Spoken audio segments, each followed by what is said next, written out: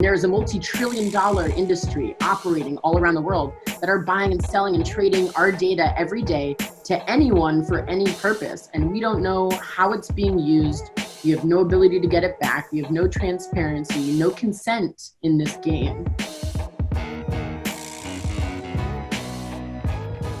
From the MySpace days to TikTok, we have spent the last 2 decades extremely online. And with the COVID-19 lockdowns, our lives are even more dependent on big tech, which is scary because the last time social media had this much influence in an election year back in 2016, it subverted the outcome. We're learning more about Cambridge Analytica and its mining of data on millions of Americans for political purposes. Today, politicians and data rights experts are sounding the alarm on the ways that tech companies use and abuse our personal data for profit. Let's get people money for your data. Let's do it. It's worth tens of billions of dollars and we're not seeing a dime. What's up with that? We recognize your data has value and it belongs to you. Information really is the new currency in our digital landscape. But while they agree that there is a problem, many disagree with the solution. The idea of selling your data at the expense of you having control, that is a deal with the devil, really. So to understand the pros and cons of owning and selling our data, I used Zoom, which is ironic, I know, to chat with a few leading data rights experts. You may recognize Brittany Kaiser from the Netflix documentary The Great Hack, or as a Cambridge Analytica whistleblower. Which side of the data debate are you on?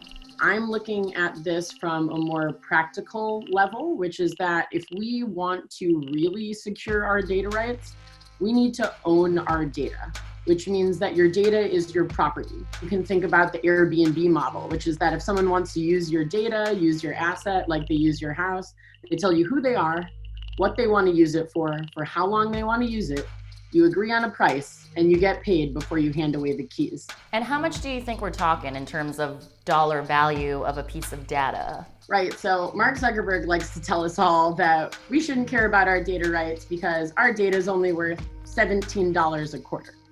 Well, you know what, Mark? Over 2 billion people live on less than $2 a day. So that is a huge difference for tons of families around the world. But a key criticism to Brittany's argument is that if you make data something you can buy and sell, the poor will be more likely to give up their information, whereas the rich can afford to hold on to it because they don't need the few extra dollars.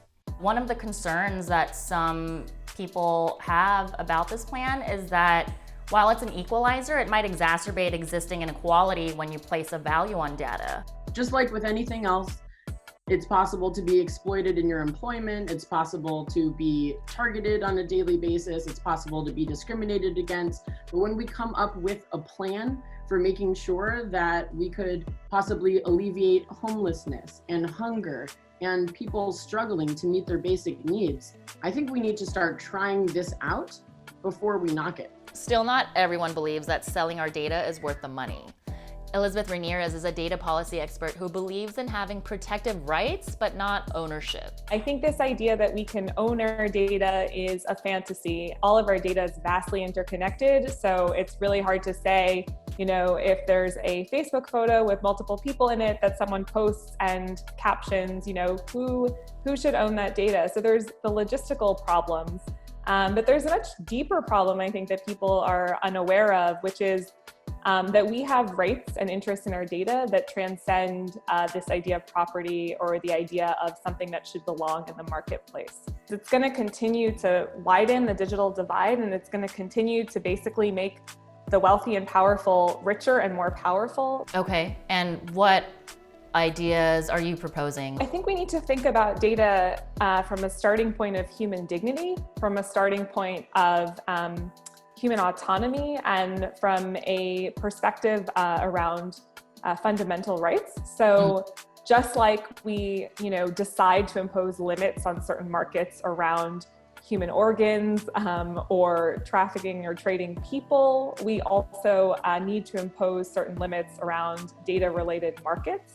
But beyond the ownership part of the debate, everyone agrees that we need to be paying closer attention to how our data is being weaponized ahead of the presidential election.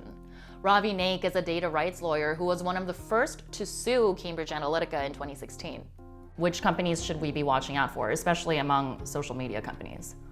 Yes, I think the thing with social media companies is, there are only some social media companies that have enough traction to have big pools of data.